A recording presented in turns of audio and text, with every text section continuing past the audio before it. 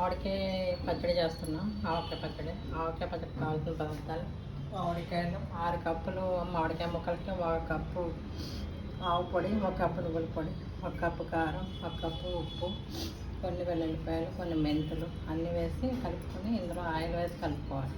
ఈ ముక్కలు కూడా కలిపేస్తే అప్పుడు ఆవకాయ పచ్చడి రెడీ.